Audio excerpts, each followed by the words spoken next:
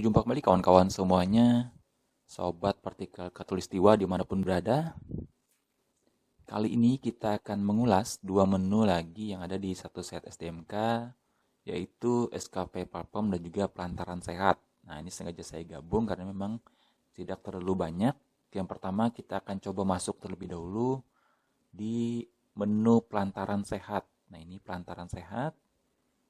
Lihat menu sebelah kiri di satu set SDMK-nya, lalu klik menu Pelantaran Sehat. Nah, khusus untuk ini digunakan menunya untuk mencari pembelajaran di Pelantaran Sehat untuk pemenuhan SKP di ranah pembelajaran. Nah, silakan klik cari pembelajaran.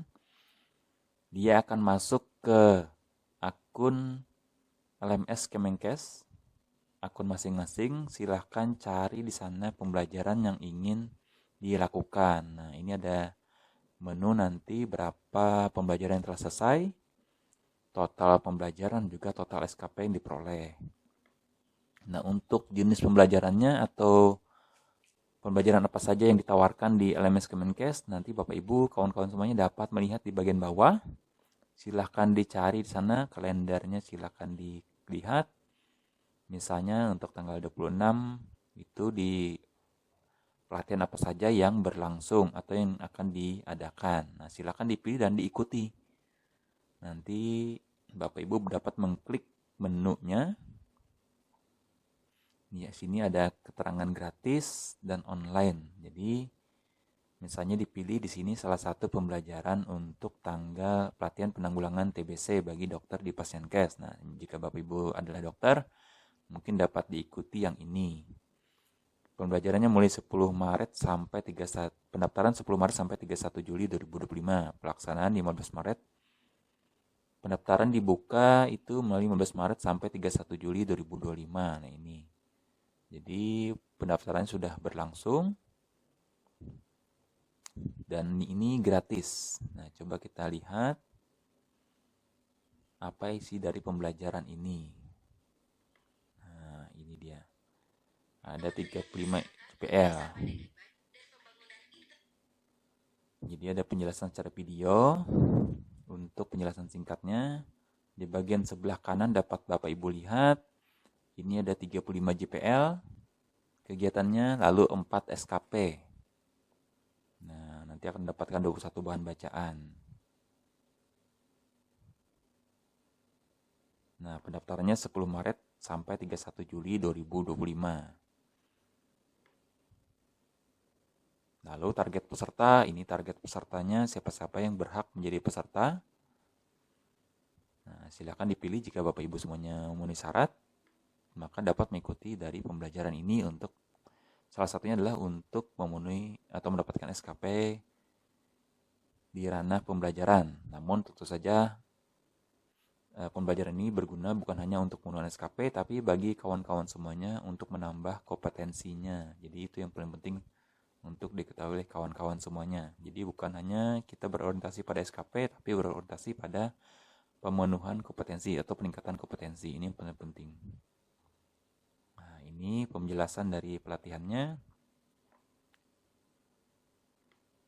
Tanggal pelaksanaan ini 15 Maret sampai 31 Juli 2025. Ini mungkin masih pendaftaran. Nomor kontak juga ada. Ada pretest secara online. Nah, ini penjelasan dari kegiatan ini.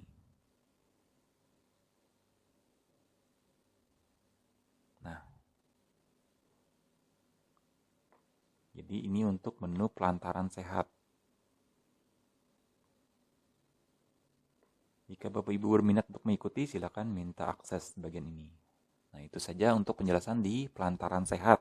Silakan dipilih bagian pembelajarannya yang diinginkan. Nah, kita lanjut ke menu SKP Platform di satu set SDMK-nya untuk menuju halaman SKP Platform.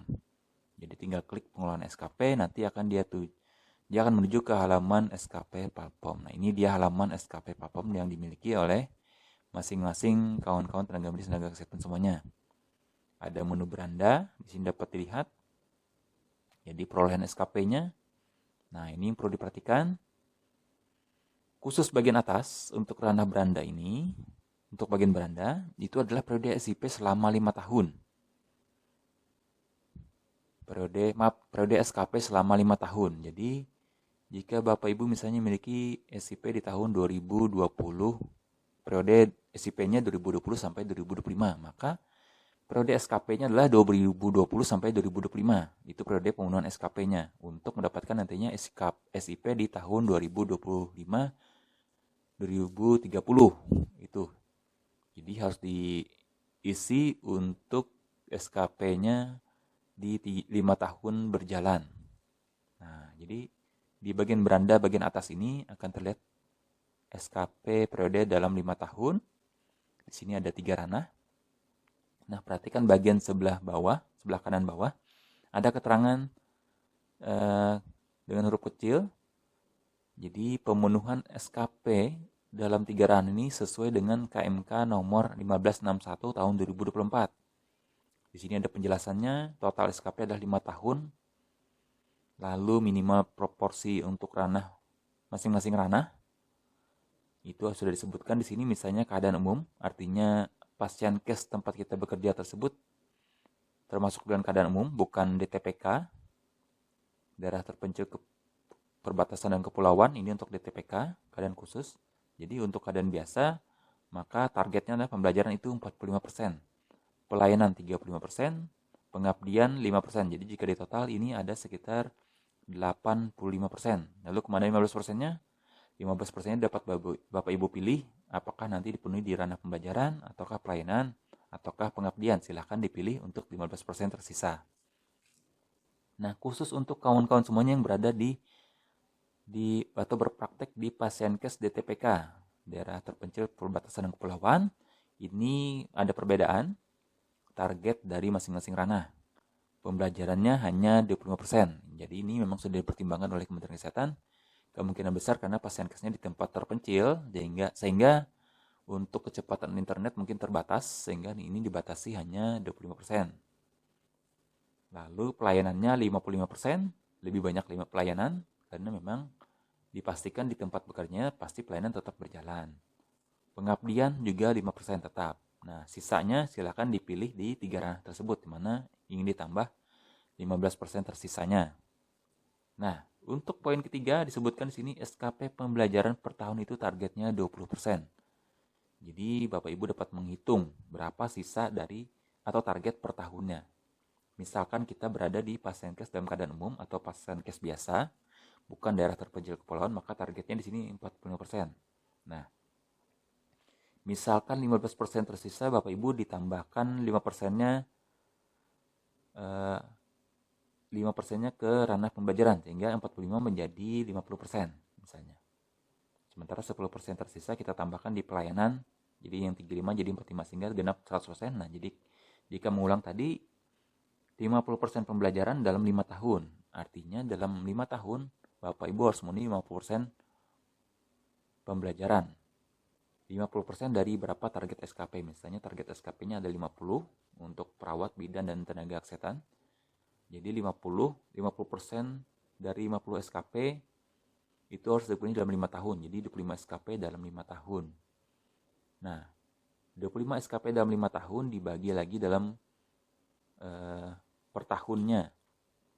Sehingga dia, karena target di poin nomor 3 adalah 20%, artinya 20% dari 25 SKP. Itulah target per tahun.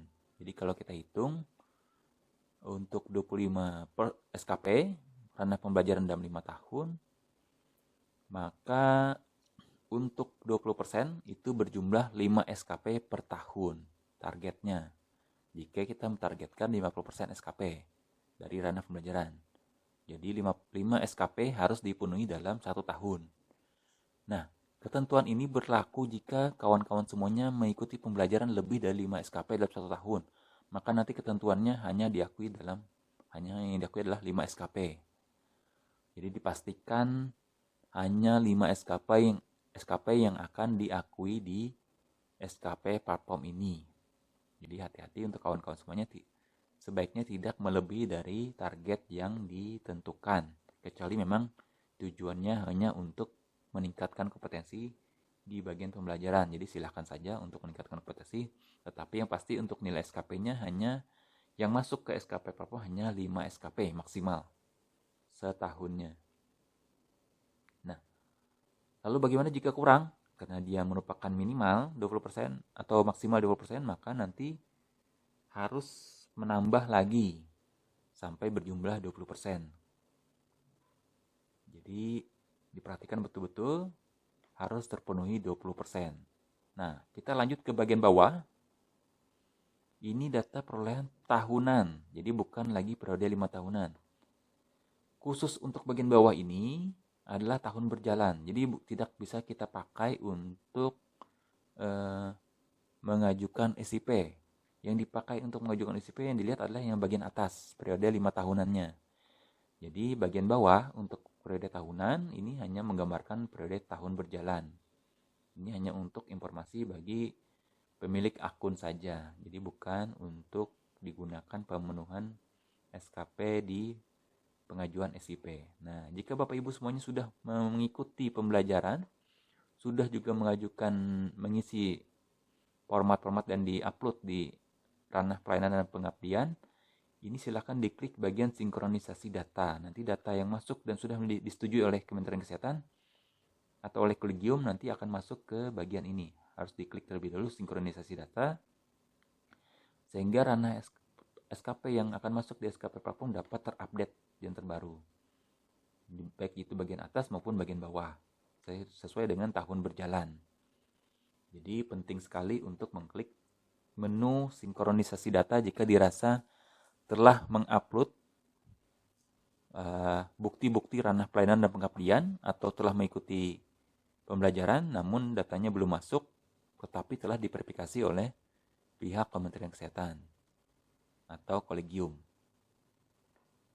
Nah, untuk menu yang lainnya dapat Ibu lihat, ini bagian kurikulum vitae, ini dapat dilihat saja, menu identitas pribadi dapat dipelajari nanti. Yang kita perlu perhatikan adalah di menu formulir SKP. Ini ada 3 menu. Pertama ini petunjuk teknis, silahkan dibaca bagaimana menggunakan dari SKP platform ini khususnya untuk formulir SKP. Silahkan dibaca apa saja yang perlu diperhatikan di bagian formulir SKP. Nah, jika sudah siap, silakan mengisi SKP-nya. Ini formulir pengisian. Nah, ini ada bagian terbaru. Jadi sudah dilakukan update oleh Kementerian Kesehatan terhadap menu SKP platform ini. Nah, khusus ranah pembelajaran ini sudah terbagi menjadi 8 kategori. Silakan dipilih nanti sesuai dengan sertifikat yang dimiliki. Ini khusus untuk bagian input sebelah kanan, ini adalah hanya untuk kegiatan atau sertifikat yang didapatkan sebelum Maret 2024. Jadi harap diperhatikan lagi, untuk ranah pembelajaran adalah untuk diinput bagi kawan-kawan semuanya yang mendapatkan sertifikat di waktu sebelum 1 Maret 2024. Khusus untuk tanggal 1 Maret 2024 sampai dengan sekarang, itu tidak lagi di-input, tetapi otomatis masuk ke ranah pembelajaran Bapak Ibu semuanya setelah mengikuti pembelajaran di Pelantaran Sehat. Jadi hanya satu pembelajarannya diikuti hanya di Pelantaran Sehat. Karena memang verifikasinya dilakukan oleh Kementerian Kesehatan. Nah, khusus ranah pembelajaran ini yang di-input ini hanya untuk yang sertifikat di bawah 1 Maret 2024. Jadi jika Bapak Ibu semuanya terkendala pemenuhan SKP karena ranah pembelajarannya di 5 tahun berjalan sebelumnya ini masih belum terpenuhi, dapat melakukan input di bagian ini. Silahkan dipilih nanti jenis sertifikat yang dimiliki, misalnya sebagai moderator kompresi atau simposium, silahkan diinput. Lalu misalnya sebagai peserta dari simposium, silahkan input bagian ini di bagian nomor 6. Lalu misalnya peserta pelatihan atau workshop, silahkan ini.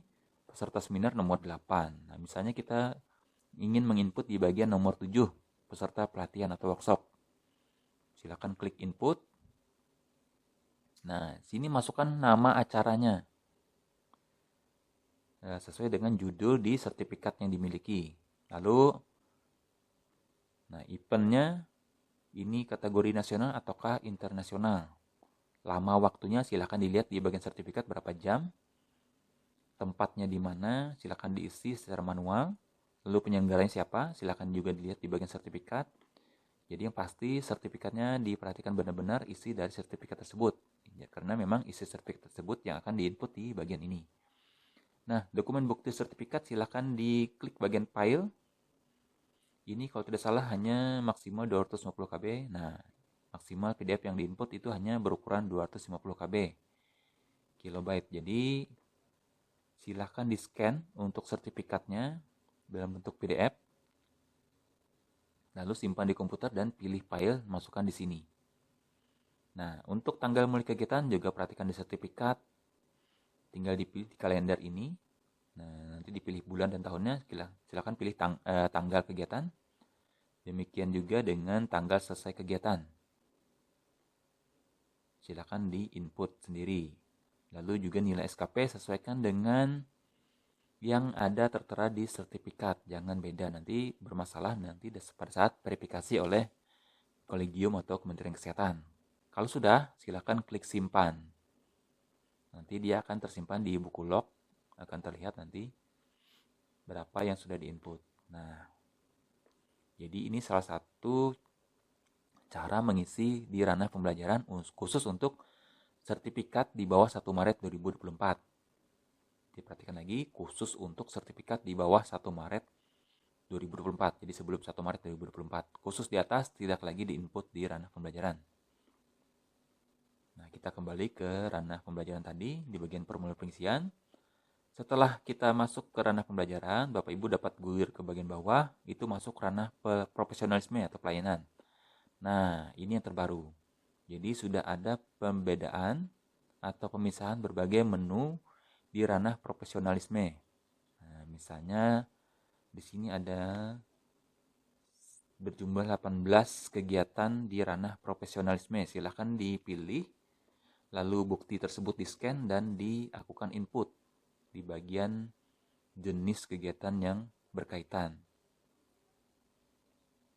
Misalnya Bapak Ibu melakukan tindakan intervensi ke profesi tertentu. Nah, silakan klik input.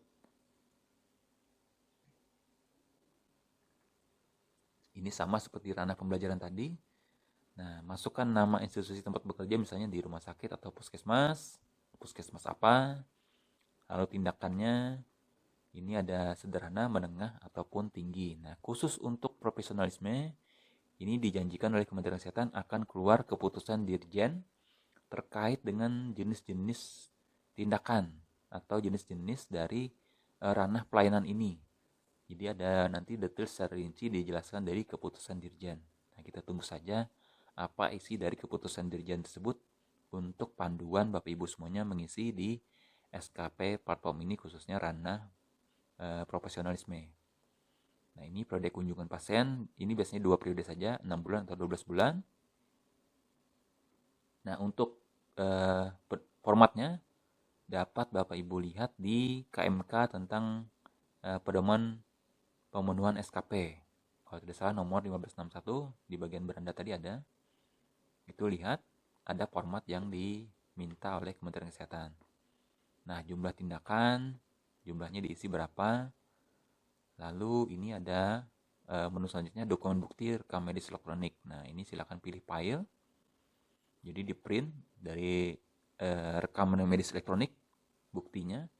Nah, kalau tidak salah untuk pasien kes yang belum menyelenggarakan RME, ini nanti nilai SKP-nya hanya bernilai separuh atau 50% dari yang seharusnya. Jadi misalnya seharusnya dia mendapatkan tindakan tersebut 2 SKP, maka hanya diberikan 1 SKP. Jadi beda untuk yang belum RME dengan yang sudah RME. Kalau sudah RME, kemungkinan besar lebih mudah diverifikasi oleh kolegium dan jumlah SKP-nya pun sesuai dengan yang ditarget. Jadi misalnya untuk tindakan medis tersebut berjumlah 2 SKP untuk 30 tindakan misalnya, 30 orang dapat 2 SKP, maka nanti pasti akan masuk juga 2 SKP. Nah, tanggal mulai kegiatan silakan diisi dengan tanggal akhir kegiatan. Selanjutnya klik simpan. Nah, jadi ini sama seperti ranah pembelajaran. Sekarang kita masuk ke ranah pengabdian. Nah, ini kita gulir lagi bagian bawah. Nah, ini juga menu baru. Karena di sini untuk ranah pengabdian masyarakat juga sudah dipisah dalam submenu, 7 submenu. Silahkan kawan-kawan semuanya pilih submenu mana yang ingin diisi. Nah, misalnya Bapak Ibu terlibat di tim relawan bencana, silahkan klik input, lalu isi sesuai dengan isian yang diminta. Nama kegiatan, tempat kegiatan, penyelenggaranya, dokumen bukti ini berupa surat keputusan pemerintah atau sertifikat. Biasanya untuk ini bukti ini diminta itu diketahui oleh rumah sakit ataupun diketahui oleh dinas kesehatan ataupun puskesmas setempat. Jadi masih bisa jika ada berupa bakti sosial. Jadi seperti itu. Nah, misalnya untuk pengobatan massal, nah ini untuk kegiatan di lapangan, di masyarakat. Jadi untuk bukti ini biasanya diminta diketahui oleh dinas kesehatan. Jadi ada tanda tangan dari kepala dinas kesehatan ataupun kepala puskesmas setempat. Jadi jangan lupa harus ada tanda tersebut. Kalau tidak nanti akan ditolak. Nah, jika sudah klik simpan, lalu Bapak Ibu dapat memantau di bagian buku log. Nah, apa saja yang setelah Bapak Ibu input di bagian 3 ranah tadi akan terlihat di sini, di mana di sini ada ranah jenis ranahnya, lalu jenis kegiatannya apa, jumlah SKP-nya disetujui berapa, nilai SKP-nya berapa. Nanti silakan dipantau di bagian buku log. Ini yang penentu nanti Bapak Ibu semuanya dapat melakukan sinkronisasi di bagian beranda. Nah, jika telah terpenuhi maka akan terlihat di bagian beranda. Ini silakan diklik. Nah, dilihat di sini apakah sudah masuk datanya setelah Bapak Ibu mengklik di bagian sinkronisasi data. Silakan dilihat di bagian sini. Apakah terjadi penambahan atau tidak. Ini bagian hasil yang dicapai di masing-masing ranah. Nah, jadi itu sedikit informasi mengenai SKP Platform. Semoga tidak ada lagi kendala bagi kawan-kawan semuanya dalam melakukan pengelolaan SKP-nya di SKP Platform, sehingga tidak terkendala dalam pengajuan SIP, khususnya perpanjangan SIP. Demikian kawan-kawan semuanya, semoga dapat membantu untuk penggunaan SKP Platform dan juga pelantaran sehat.